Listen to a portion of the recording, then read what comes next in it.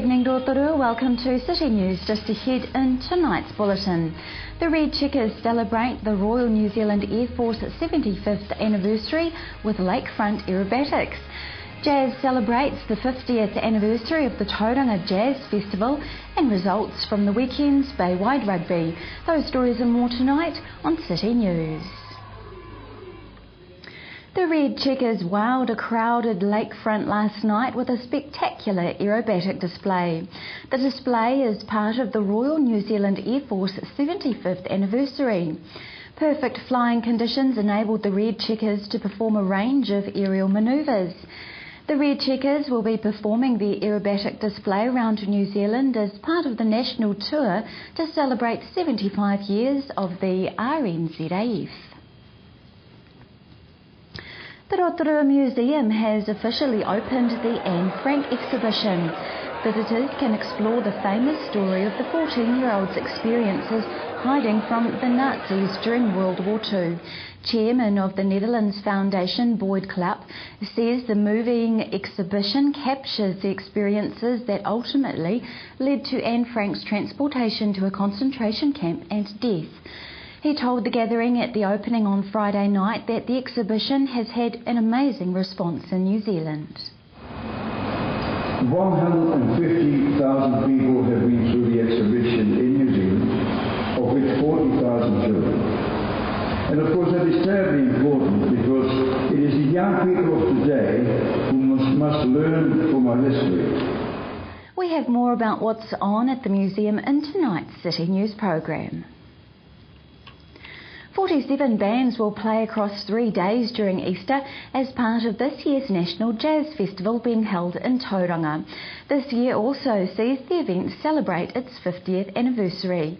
Festival organiser Anna Herman says they have pulled out all the stops to celebrate. Well, I think it's obviously phenomenally huge for the region. It is one of the oldest jazz festivals in the world. To come to a milestone like that, the 50th, is just incredible. It pays tribute to the thousands of volunteers that have worked on this festival over that half century, but also the tenacity of the jazz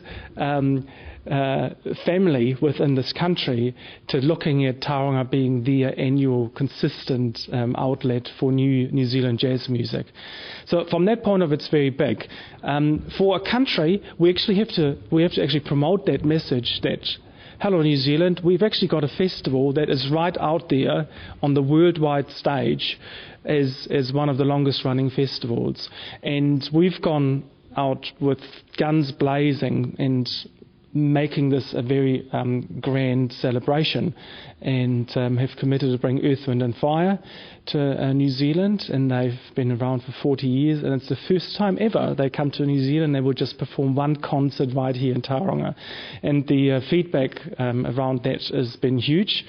The Tauranga 50th Jazz Festival is on from the 5th to the 9th of April. A daily guide to the festival, including the programs for the Downtown Tauranga Carnival and Jazz Village, is now available. Visit jazz.org.nz. In sport tonight, the first round of the PGG Wrightson Bay-wide rugby competitions kicked off on Saturday with some intriguing matchups in the Premier competition. Two 2011 Bay-wide semi-final replays saw the top 4 teams from last year's Premier competition take to the field in head-to-head action. Here's Waiariki Rugby Chairman Trevor Albert with the results. Whakarewa 22, Tauranga Sports 22, Ruchiti 57, Waikiri 18, Te Puke Sports 15, Mount Manganui 11, Te Puna 35, Rangatawa 8, Portiki 53, Greaton Maris 12. To Weather Now, Rotorua, brought to you by Trevor Robson Signs and Graphics Limited. Tonight, fine with light winds, overnight a low of 8.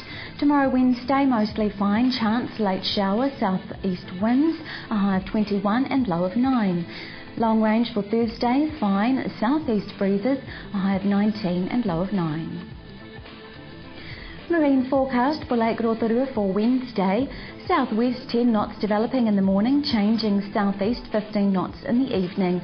Waves less than half a metre and fine. If you've missed any of tonight's bulletin, you can watch it again by going to tvrotorua.co.nz and click on the View Latest City News link. Or to view what's on in our city, click on the Upcoming Events link. Still to come tonight on City News, I meet the new CEO of Te Puia, Tim Cossa. We find out about alcohol abuse in our community, but after the break, Lou Parker is at the museum with William Yip.